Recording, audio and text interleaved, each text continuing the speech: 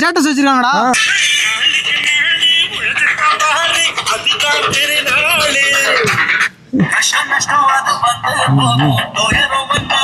கண்டிப்பாண்ணே.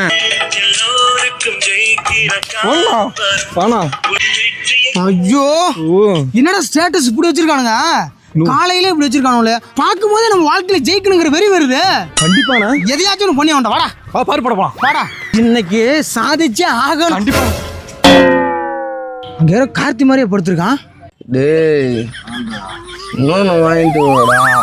இன்னொன்னா காசு? ஏய் போதை தெளிய விடாதடா. கார்த்தி மாதிரிலாம் இல்ல, அவனே தான்.